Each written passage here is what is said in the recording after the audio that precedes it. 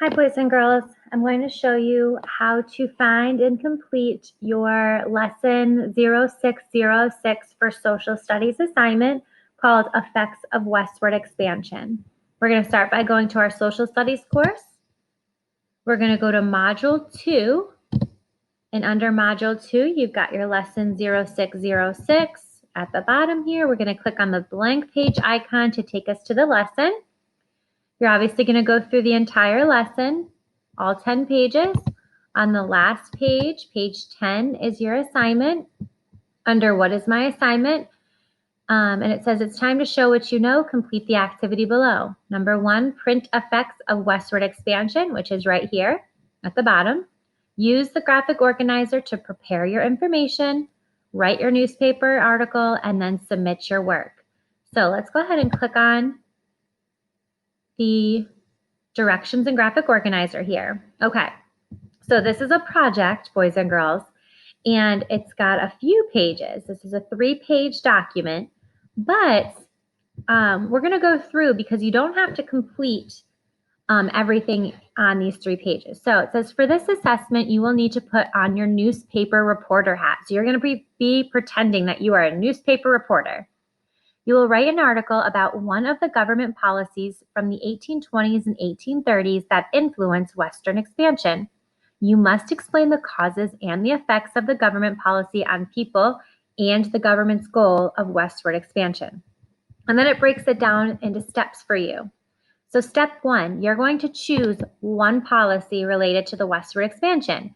So your 2 choices are either the Missouri Compromise or the Indian Removal Act. You can choose one of those policies. Step 2, complete the graphic organizer for the policy you chose.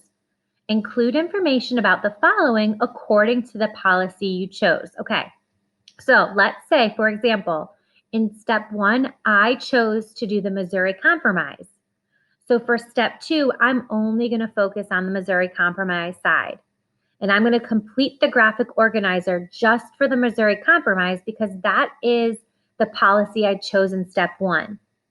So for the Missouri Compromise in step 2, I'm focusing on slavery in the United States, causes leading to the Missouri Compromise, what was the compromise, and the effects of the Missouri Compromise.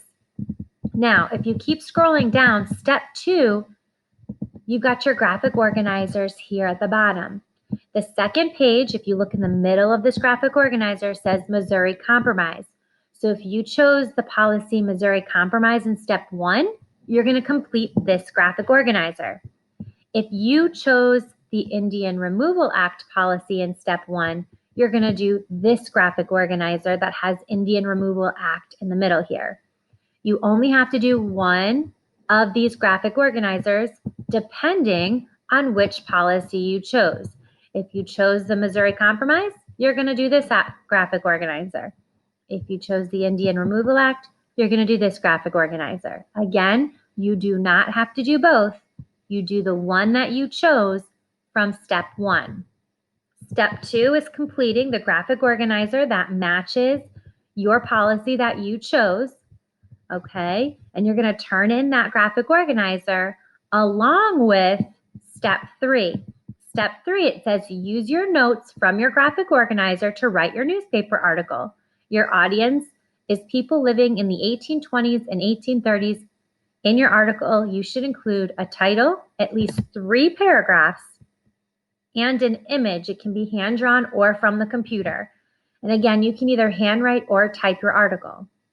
So for step 3, again, if I chose the Missouri Compromise, I'm going to take this information that I filled out in my graphic organizer, and I'm going to write a 3-paragraph newspaper article focusing on this information that I've focused on throughout this graphic organizer.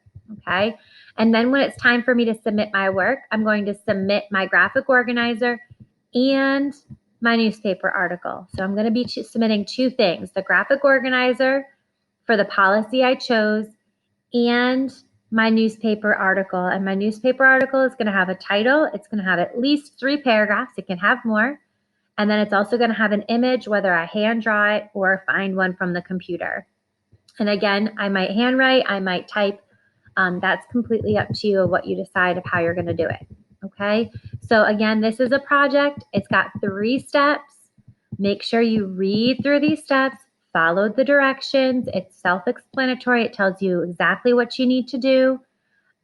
Step 1, you're choosing a policy. Step 2, you're completing the graphic organizer that matches your policy. Again, you do not have to complete both. Step 3 is you're taking the information from your graphic organizer, putting it into a newspaper article with a title, at least 3 paragraphs, and an image. Once you have that completed, you're going to go to your next activity, to the submission page, and you'll have a blue plus button here where you're going to submit your policy graphic organizer and your newspaper article, both those documents.